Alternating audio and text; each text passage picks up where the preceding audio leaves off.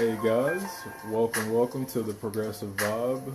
This is your host Dottie here. This is season 3, episode 4. Today is January 31st, 2021, and the title of this episode is Mounting Pressure in the GOP and Dems on the Clock. I have 2 articles that I want to share for you guys. First article is from Politico. Reads GOP under pressure to take action against Marjorie Taylor Greene. And the second article is by the Associated Press, and it reads President Biden, Democrats hit gas on push for $15 minimum wage.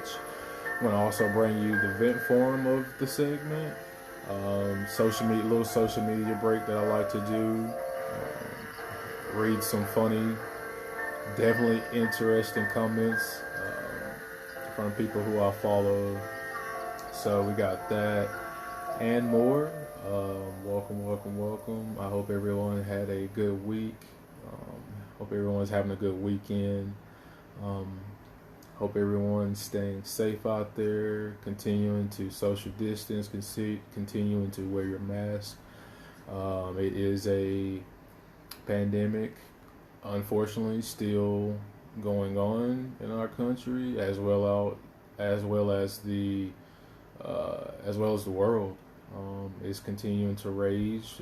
They found new variants of the coronavirus, and fortunately, people have been getting vaccinated, but it's a double-edged sword because we found out that a lot of these companies that deliver these vaccines are in short supply, and you have to have everyone when they take the first dosage, the requirement is to get a second dosage for it to be at its most effective rate, I'm assuming. And so, again, we know everyone hasn't been able to get access to these vaccines, mainly because of financial interest in these private companies and these pharmaceutical companies that make these vaccines. So, again, guys, we can still play our part, and you have a lot of people out there, especially in my neck of the woods, that say, I'm tired of wearing these masks. I mean, yeah, I'm tired of wearing the mask too. I'm pretty sure everybody's tired of wearing the mask. Or saying that the masks don't protect you from the virus. I mean, nobody never really said that it did. It helps. It helps combat the virus. If you wear your mask and I wear my mask, then it's a lower chance of you spreading it or catching the virus. It doesn't defeat the virus. That's what vaccines potentially are for. But I digress. I did want to give you guys some notes on the first article that I wanted to read to you guys from Politico. And it has to do with GOP member Miss Marjorie Taylor Greene. Again, guys, if you didn't know who she was, she is a Republican representative out of the state of Georgia. She is a freshman in the House, and apparently she is a QAnon conspiracy believer. If you don't take me for my word, you can see her post throughout social media on these specific topics, whether that has to do with the Parkland school shooting or the Las Vegas massacre, or and etc. She think that these things are staged, that they were just a plot to get rid of the Second Amendment, which is pretty much gun ownership, having a gun, which is completely false on his head. I remember in 2008 when Obama was president, that's pretty much what GOP said all the time, that they were going to take your guns away from you. And what do you know? It's 2020 and everybody still has their guns. It's shock. It just sucks that it always gets minimized to the bigger picture at hand, and that's getting rid of semi-automatic weaponry. I mean, stuff that military personnel uses. I never knew that you needed a semi-automatic weapon to hunt deer or to hunt whatever I have people in my family that hunt. One of my uncles is a big hunter. When my grandpa was alive, God rest his soul, he was a big hunter. When I was younger and lived with my grandparents, I used to hunt. I eventually grew away from it, but that's okay. I'm not anti gun ownership. I feel like, if people want to have a handgun or people want to have a shotgun or a rifle, that's fine.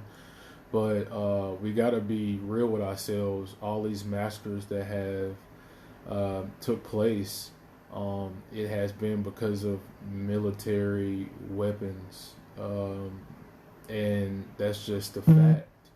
And it's okay to say that and put that in perspective and say that we can get rid of those or regulate those or whatever. Broke the buyback system that they proposed once upon a time ago, in those specific type of weapons, or simply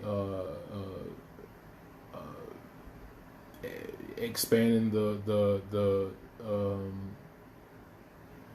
expanding your background checks on guns, whether you're able to partake in gun ownership based on track records, or it's okay to have these discussions and not always just say every time we talk about guns, you don't always have to narrow that down to, they're just trying to take your Second Amendment away from you. I think that's just like a flawed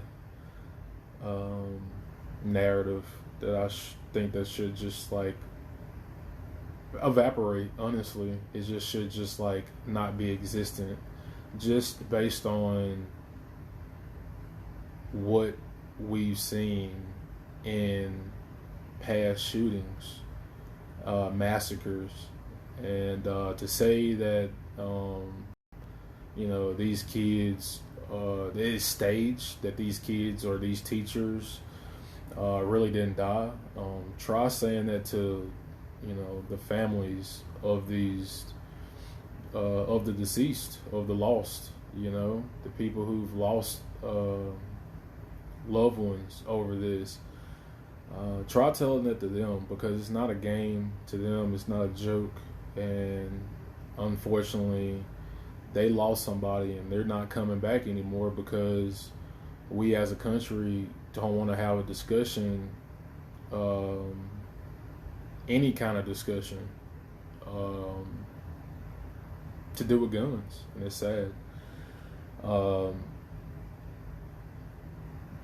House GOP leader Kevin McCarthy supposedly supposed to have a meeting with Marjorie Taylor Greene this coming week, and I don't know if that's Monday, Tuesday, Wednesday, but again, supposedly they're supposed to have a meeting.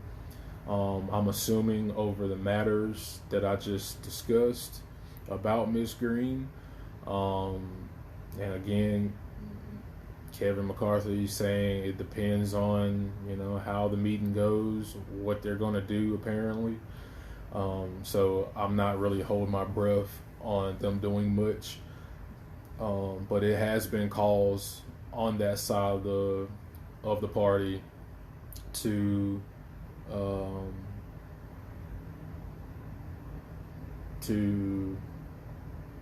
censor her. So I don't know if they're going to take that measure or not, but it's also been calls on the other side, on the Democratic side, to have her expelled. It's been calls for her to resign. I don't know about the. Again, I agree that she should resign. I agree that she should be expelled, but is it going to be enough support in Congress to have her expelled? I don't think so. I don't think it's going to be GOP. I don't think GOP members are going to sign on to that. And if you do, you're going to have maybe one or two that just do it, and you have to have two-thirds a vote to pass something like that. So I don't think that's going to happen. Unfortunately, it should, but I don't think it's going to happen. And so on that note, I did want to go ahead and give you guys some details on this Politico article. And it says House GOP leaders are facing mounting pressure to take action against freshman Representative Marjorie Taylor Greene, with key outside groups calling on party officials to condemn her and House Democrats pushing for Greene's removal from Congress or committees. Amid the firestorm, House Minority Leader Kevin McCarthy will sit down for a conversation with Greene next week, his office said, but whether McCarthy decides to punish Greene will depend on how that meeting goes. It goes on to say McCarthy had a similar face-to-face meeting in 2019 with former Representative Steve King, Republican out of Iowa, after he defended white nationalism in an interview with the New York Times. The Iowa Republicans showed little remorse during their interaction, and shortly afterward, McCarthy booted King from his committees. And so far, Greene has remained publicly defiant, quoting, "I will never back down, I will never give up," end quote. She said in a statement Friday. Greene has, however, started to scrub some of her old social media posts. Kind of typical. It goes on to say the controversy surrounding Greene, who has espoused racist views, dabbled in QAnon conspiracy theories, and questioned the veracity of some of the nation's deadliest and tragic school shootings, has swirled in recent days as offensive videos and comments from before her time in Congress have continued to surface.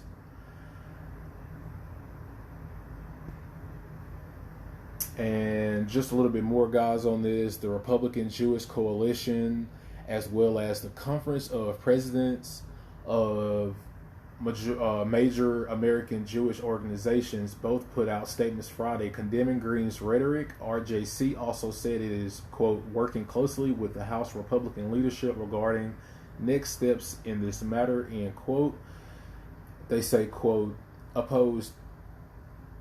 we oppose her as a candidate and continue to oppose her now, end quote.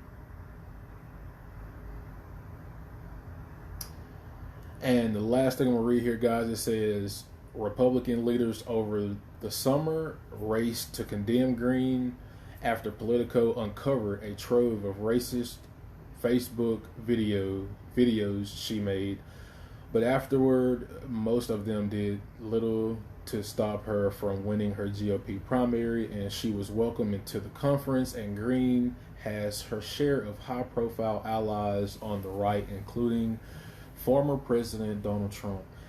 And me saying the end of that means, it's so telling. And to me, it means that, Greene has obvious support from Donald Trump to keep pushing forth these lies. Because I mean, again, I feel like Donald Trump knows that Marjorie Taylor Greene is one of the few members in the party, in the GOP party, that will go alongst these lines of saying that the election was fraudulent, that that just all this back crazy stuff, and I feel like Marjorie Taylor confirmed this by saying that she had a great phone call with former President Donald Trump. Supposedly she had a phone call with the former president to discuss matters of what's been going on, and Donald Trump said that he has she has his full support, and she said it was a great call, and I'm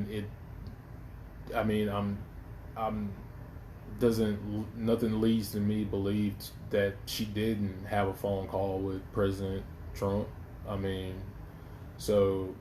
Or vice versa. I don't think she will be lying about that.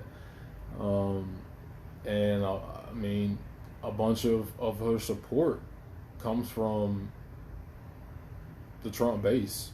When she ran, she was full committed on running the Trump agenda, and you can tell that she has power within the party because her name again has been, for all the wrong reasons, but this hasn't stopped GOP in the past from carrying out GOP agenda. And again, the GOP supports everything that Marjorie Taylor stands for. They just don't support it as so bluntly as she does, or as President Trump does. The apple don't fall too far from the tree, as they say. It's sad that you still have a member of Congress that's floating these lies and these insane conspiracy theories, and I'm with the Democratic Party on this by trying to have pushing resolutions for her to be expelled, for her to lose her committee spot. She is on the education committee board, and I don't know about you, but anybody who thinks that school shootings didn't take place, and that somehow little kids or their parents staged the event, I don't think that's I think that's more than enough to remove you off the education committee, right? But I'm going to link the article in my post. Guys, when I post the podcast, I'll just link the articles that I'm reading to you guys below, because that was one of the requests I got on the email to include the sources where I got it from. So again, you guys can just read it for yourselves. And so I'm going to post this article in the attachment. And guys, what do you think about that?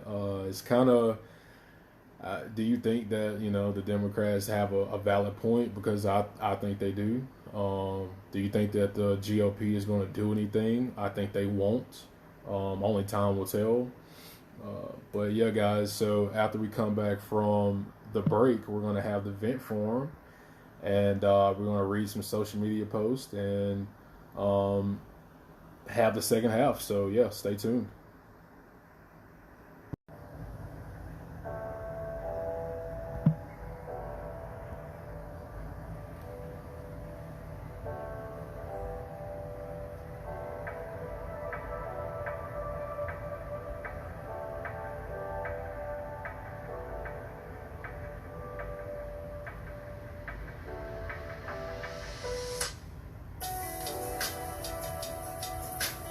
What's up, guys? We're back here on The Progressive Vibe with your host, Dottie here. This is the vent form of this segment where I'm just going to read some cool, funny, definitely interesting Twitter posts from my social media.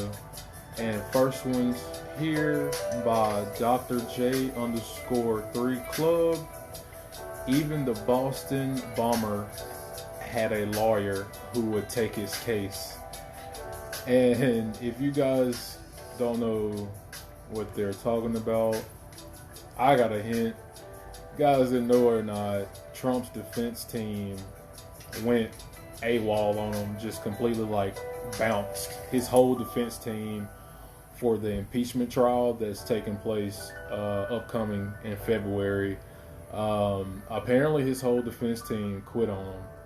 And, even the Boston bomber had a lawyer who would take his case. So, there's that. Going on to the next one. This is from @Gravel Institute. No real person actually cares if the stimulus bill is bipartisan. They care if they can afford food and rent at the end of the month. And that's so true.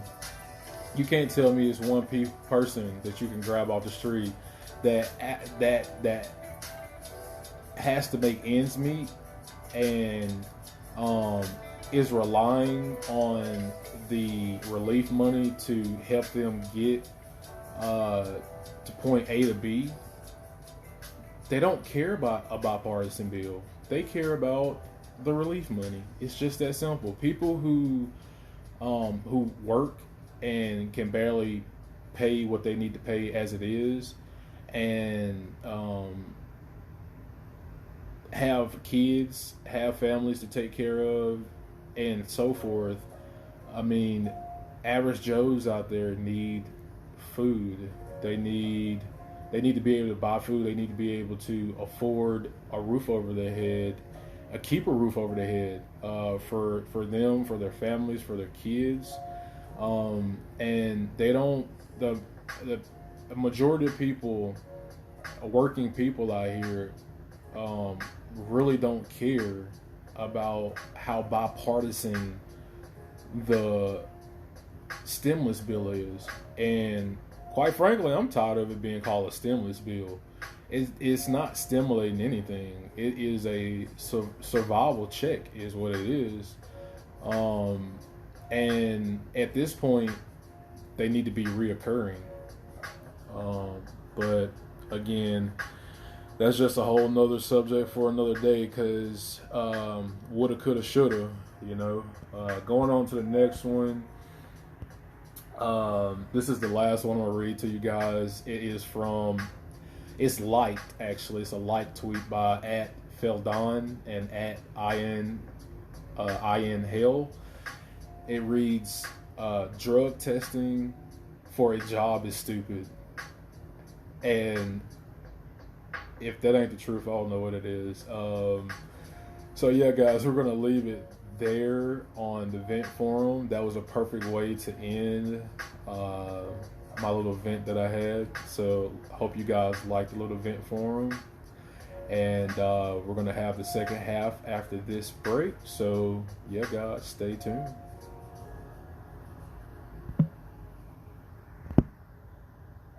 Also, if you would like to follow me on Twitter, I do follow back. @Dottie_vibe. That is my Twitter handle. So yeah, guys, you can reach me at Twitter @Dottie DODI_vibe VIBE. Catch you out this break.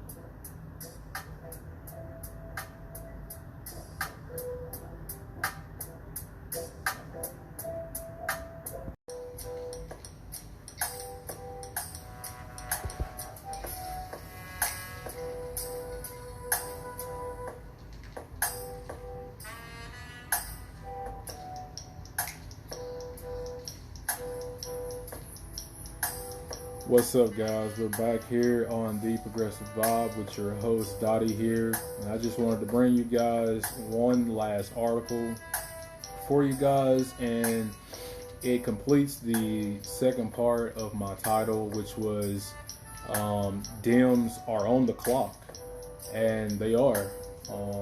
This is a article by the Associated Press, and it reads: President Biden, Democrats hit gas on push for $15 minimum wage. And just to give a little bit of perspective on, excuse me, what I mean by the Dems are on the clock, I mean that it's going into February, and the American people have not seen any more survival relief money. People are still struggling out here through this COVID crisis with rent, with mortgage, with food. People have kids, they have families to take care of, and people need help.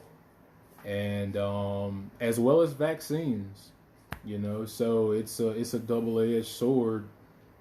And I hope that the Democrats don't get complacent. I hope that they don't follow the narrative that the GOP is trying to partake in. To me, they're trying to slow the process down. And if you're the Biden administration, you can't let that happen, because we all know that the primaries are 2 years away. 2022 is right around the corner. And as history showing us, Democrats have had power of all three phases, and they have lost it just as fast as they picked it up, because they don't consistently deliver on what the polls say for them to do. I mean, and what I'm saying is, if the vast majority of folks want you to pass another round of stimulus checks, or survival checks, because I don't like calling them stimulus checks. If they want you to pass another round of survival checks, then shouldn't you be doing that in a timely manner? Meaning the urgency for it is now. Every day that goes by is another day lost. And to me, that's just another day that the GOP can hold you off from doing what you said that you were going to do post-presidency.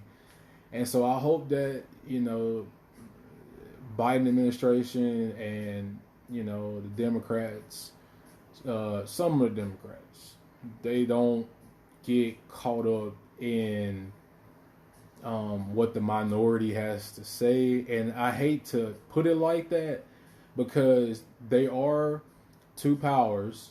It's separate. I mean, it's two powers in government. And so you have to be respectful, but you also got to play hardball, and you also got to use common sense. And if these GOP leaders are going to vote against not appropriating more relief money simply because people might have money that they can put in their savings, then they need to go on record on that. You need to be aggressive and hold them accountable on that, and put their feet to the fire. And because the vast majority of people on both sides of the aisle, as polling has shown us, want another round of relief checks. And so I really want Biden to dig in and embrace the progressive wing of the party, because that's where it's going. And we have to get it. We have to stop getting caught up in all this wordplay of the Democrats, the GOP saying that, Biden, it'll be unfortunate if Biden gets steered towards the radical wing of his party, and then that's not going to unify the country, and that's just going to furtherly divide the country and stuff like that. I just think that's just a bunch of hot garbage. It's just a bunch of hot garbage. The vast majority of this country, as we've seen, is more progressive than conservative. And Biden needs to embrace this, and he needs to go with the writing on the wall. And it comes upon a time to where this unity talk and this bipartisan talk just becomes it just becomes a roadblock, because I'll tell you what's going to unify the country is helping people out through this crisis, putting money in their pockets so they're able to feed their families and keep a roof over their families' heads. That's going to unify the country. That's bipartisanship to me. And if Republicans can't get on board with that, then so be it. Then you move on to reconciliation, which have been stated by Senator Bernie Sanders, which has been stated by Senator Elizabeth Warren, and others. You have to play hardball, because GOP play hardball when they are in control of the government. We have seen the hypocrisy from them when it comes to reconciliation, when it comes to the filibuster, all these things. So, again, it's a reason why the majority of the country voted you in all three phases of government. So you have to start legislating as such. And I'm going to read you guys some of this article to kind of back up what some of I'm saying. It's by Associated Press, and I'm going to read just a little bit of it. It says the Democratic push to raise the federal minimum wage to $15 an hour has emerged as an early flashpoint in the fight for a $1 trillion COVID relief package, testing President Joe Biden's ability to bridge Washington's partisan divides as he pursues his first major legislative victory. Biden called for a $15 hour minimum wage during his campaign and has followed through by hitching it to a measure that, among other things, called for $1,400 stimulus checks and $130 billion to help schools reopen. Biden argues that anyone who holds a full-time job should live in poverty, echoing progressives in the Democratic Party who are fully on board with this effort. Quote, this is from Representative Rashida Tlaib in the Democratic Party out of Michigan. With the economic divide, I want to see a $15 minimum wage. It should actually be $20, end quote, which I totally agree with. And I'm going to read just one more little paragraph. It says, some Republicans support exploring an increase, but are uneasy with $15 an hour. They warn that such an increase could lead to job losses in an economy that has nearly 10 million fewer jobs than it did before the pandemic began. Moderates such as Senator Lisa Murkowski of Alaska and Representative Tom Reed of New York are urging Biden to split off the minimum wage hike from COVID-19 talks and deal with it separately.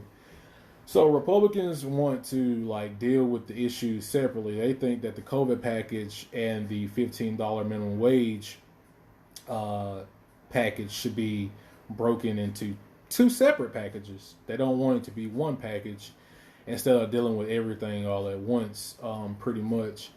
And this is just another thing. They support what Biden is putting down, but they don't support it in its totality because they want it to be how they want it to be. And that's the thing. Biden has to, and his party, his administration has to put their foot down and say, no, we're going to pass.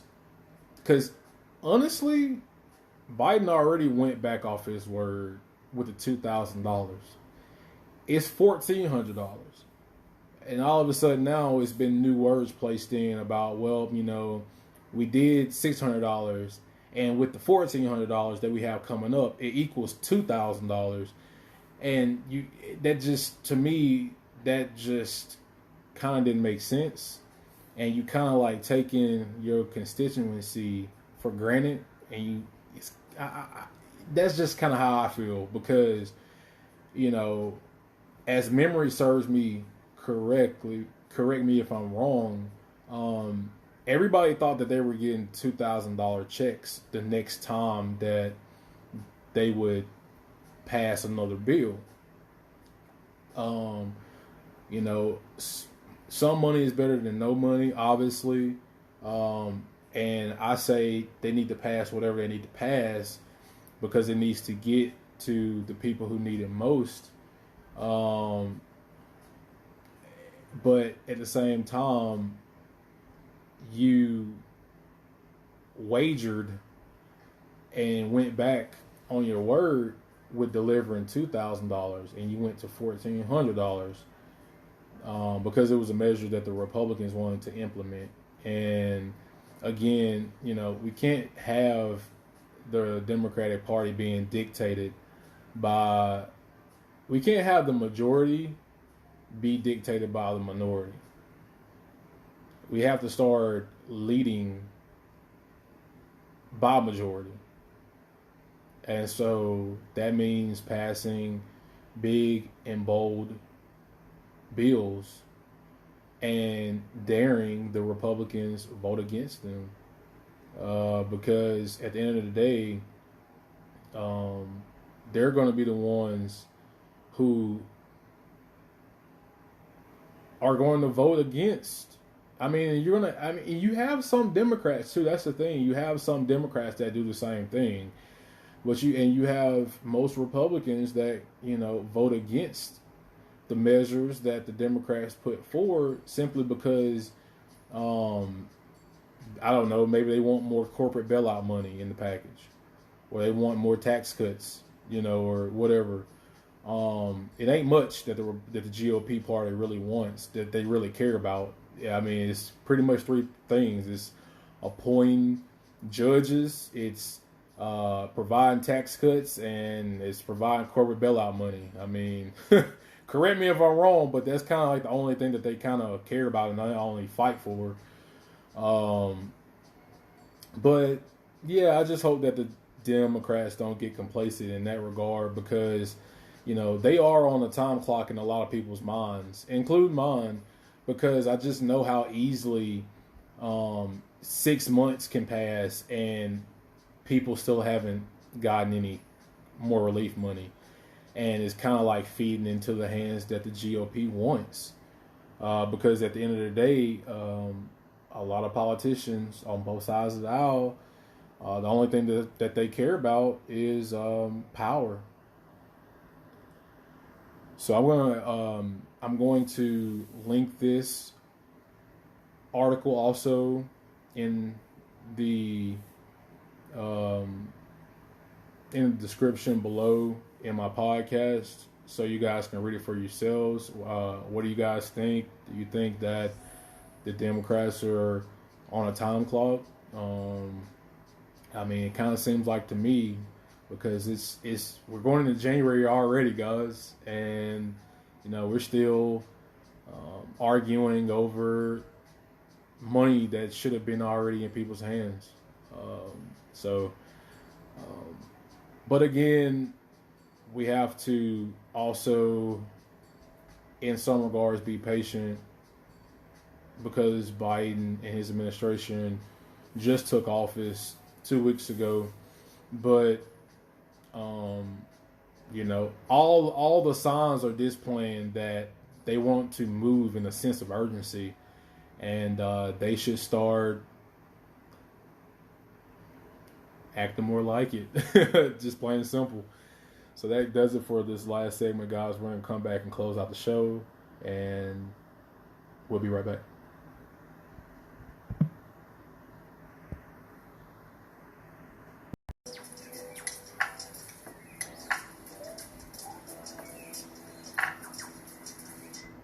What's up, guys? We're back here on the Progressive Vibe. That does it for today's show.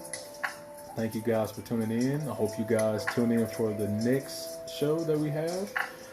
All the shout outs, as usual, goes to the audience, you guys. Thank you for showing love, again, sharing the show. The love is mutual. Where to follow me, if you like, is on Twitter at Dottie, DODI _vibe, VIBE. You can reach me there on social media. You can also reach me if you have any personal questions on my email at dodrickking@gmail.com, DODRICKKING@gmail.com. Again, yeah, guys, until the next one, every Sunday at 4 p.m. Ran a little bit behind schedule today, so I'm going to be posting this a tad bit late, so I do apologize. But yes, every Sunday at 4 p.m. Everything that I talked about today will be attached in my podcast, so you guys could read the articles or the information yourselves. Yeah, guys, it's been nothing but love, and until the next one, see you then. Stay positive, stay progressive. Peace out.